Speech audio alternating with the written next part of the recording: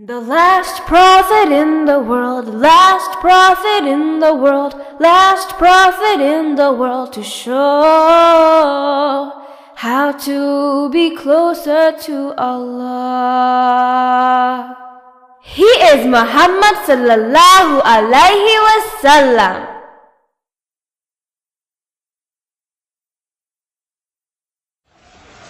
আলহামদুলিল্লাহ। এর আগে আল্লাহ তাআলার সাহায্য ও রহমত পেয়ে মুসলিমরা বদরের যুদ্ধে জিতেছিল। তাহলে সত্যি বলতে এটি কি মুসলিমদের দোষ নয়? কারণ যদি নবী আবু সুফিয়ানের ব্যবসায়ী দলকে আক্রমণ করার জন্য না যেতেন, তাহলে তো কুরাইশরা প্রথমে মুসলিমদের উপর হামলা করত না। যদি তোমরা গল্পটি মনোযোগ দিয়ে শোনো তবে বুঝতে পারবে যে কুরাইশরা শুরু থেকে ইসলামকে ধ্বংস করার চেষ্টা করছিল। তারা মুসলিমদের শাস্তি দিত যাতে তারা ভয় পায় এবং আল্লাহকে বিশ্বাস না করে। এমনকি তারা ইসলামে বিশ্বাস করার জন্য অনেক মুসলিমকে মেরে ফেলে এবং নির্যাতন করে। একসময় তারা নবীকেও মেরে ফেলার চেষ্টা করেছিল, কিন্তু নবী সাল্লাল্লাহু আলাইহি ওয়াসাল্লামকে মেরে ফেলতে ব্যর্থ হওয়ার পরে কুরাইশরা থামেনি এবং মদিনাকে আর্থিকভাবে দুর্বল করার চেষ্টা করে। মুসলিমদের ধ্বংস করার জন্য মদিনায় হামলা করার গোপন পরিকল্পনা করে।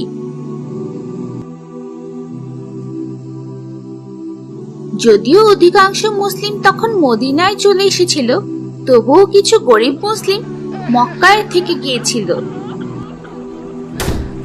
যেহেতু কুরাইশরা মক্কার মুসলিমদের অনেক শাস্তি দিচ্ছিল, তাই নবী সাল্লাল্লাহু আলাইহি ওয়াসাল্লাম কিছু মুসলিমদের বিভিন্ন জায়গায় পাঠান কুরাইশ ব্যবসায়ী দলকে আক্রমণ করার জন্য, যাতে কুরাইশরা মুসলিমদের উপর নির্যাতন বন্ধ করে দেয়। এই অবস্থায় যদি মুসলিমরা তাদের শক্তি না দেখাতো, তবে খারাপ কুরাইশ ও মদিনার খারাপ লোকেরা মিলে সকল মুসলিমদের মেরে ফেলতো এবং ইসলাম ধ্বংস করে দিত।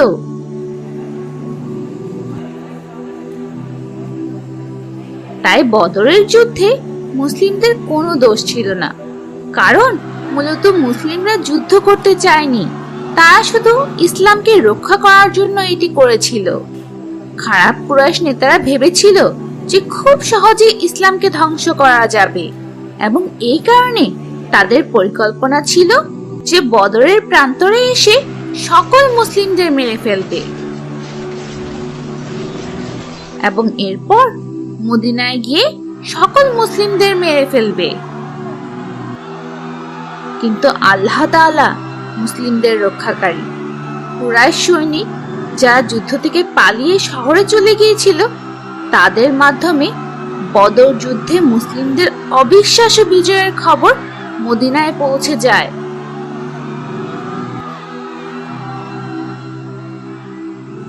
মক্কার লোকেরা অনেক দুঃখ এবং লজ্জা পায়, কারণ তারা যুদ্ধে মুসলিমদের ছোট দলের বিরুদ্ধে হেরে গিয়েছিল। এরপর কুরাইশ নেতারা সিদ্ধান্ত নেয় যুদ্ধের লজ্জাজনক হারের ব্যাপারে তারা কোনো দুঃখ প্রকাশ করবে না। তাই যে পরিবারগুলো যুদ্ধে তাদের আত্মীয় বা বন্ধু হারিয়েছে, কুরাইশরা তাদের কান্না না করার আদেশ দেয়।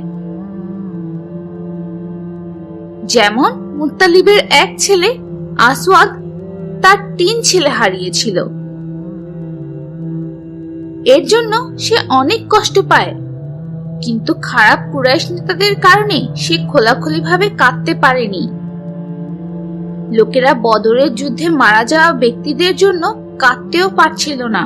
এটি অত্যন্ত নির্মম ছিল, কিন্তু তারা অন্য যে কোনো কারণে দুঃখ পেতে ও কান্না করতে পারত।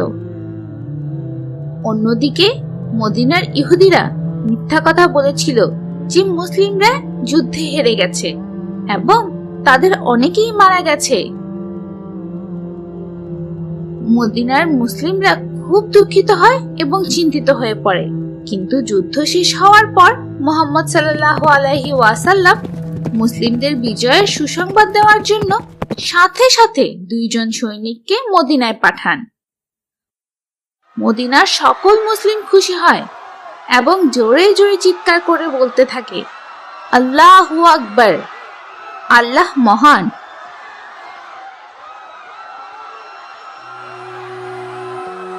মুসলিমরা বারবার আল্লাহকে ধন্যবাদ জানায় এবং যুদ্ধক্ষেত্রে যারা মারা গিয়েছে তাদের জন্য দোয়া করতে থাকে। কুরাইশরা যুদ্ধে হেরে যাওয়ার পর তারা সেখানে অনেক জিনিসপত্র ফেলে রেখে পালিয়ে যায়।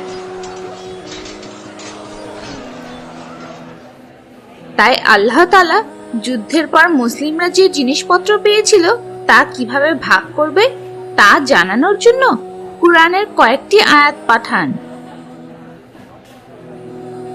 এই আইনটি খুব গুরুত্বপূর্ণ ছিল, কারণ এটি ছিল একটি নতুন আইন যা নবী মুহাম্মদ সাল্লাল্লাহু আলাইহি ওয়াসাল্লামকে দেয়া হয়েছিল।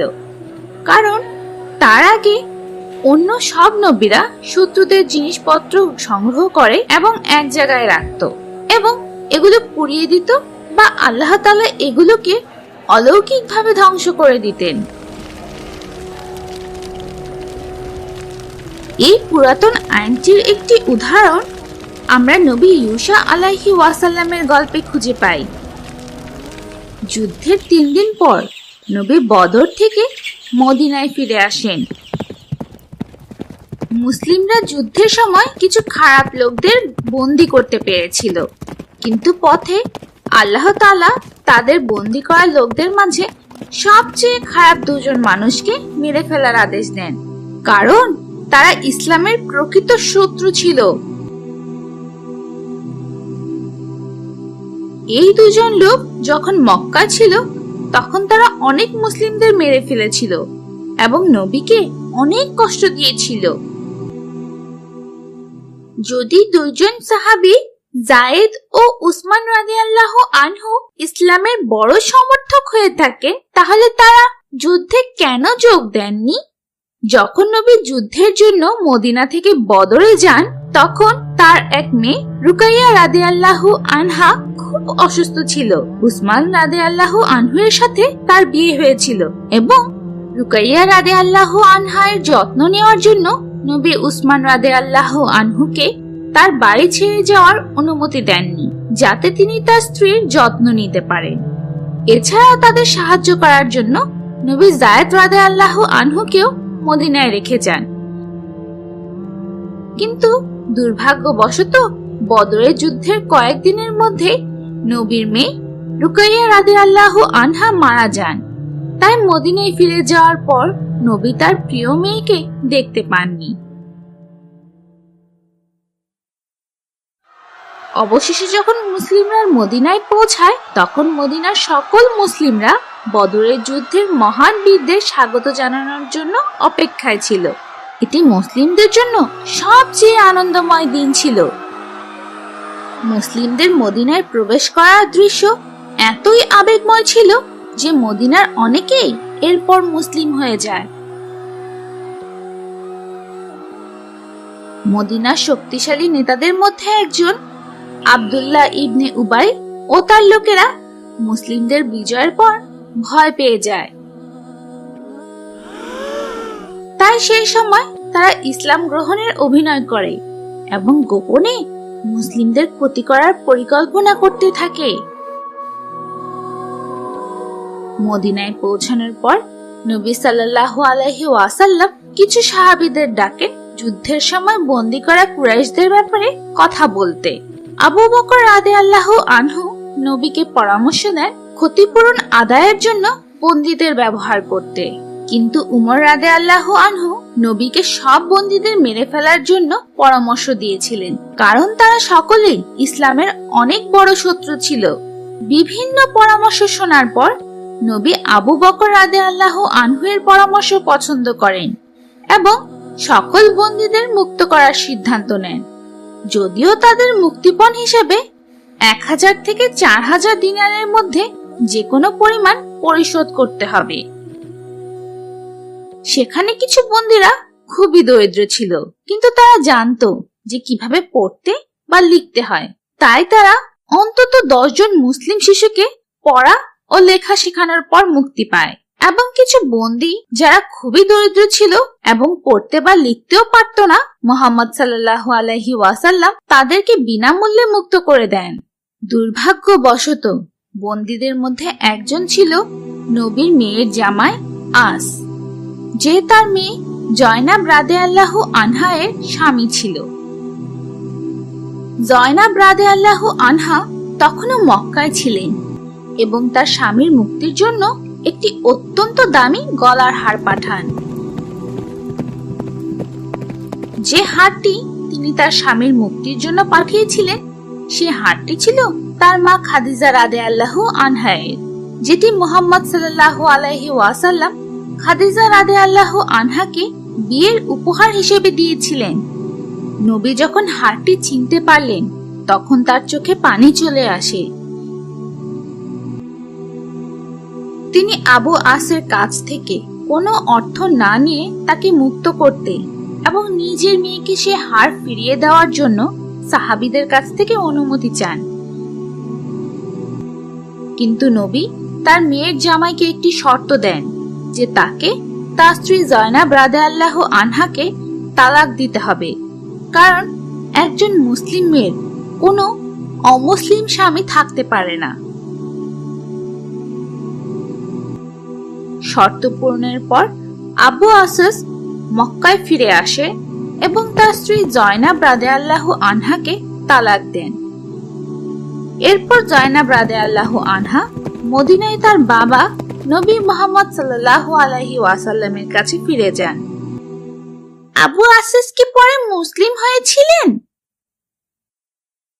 হ্যাঁ, তিনি তার স্ত্রীকে অনেক ভালোবাসতেন। সেই ঘটনার প্রায় 4 বছর পর তিনি মুসলিম হন এবং আবার জয়নাব রাদিয়াল্লাহু আনহাকে বিয়ে করেন। যদিও তারা আবার বিয়ে করার 1 বছর পর জয়নাব রাদিয়াল্লাহু আনহা মারা যান। এটি একটি অনেক বড় এবং অত্যন্ত দুঃখের গল্প।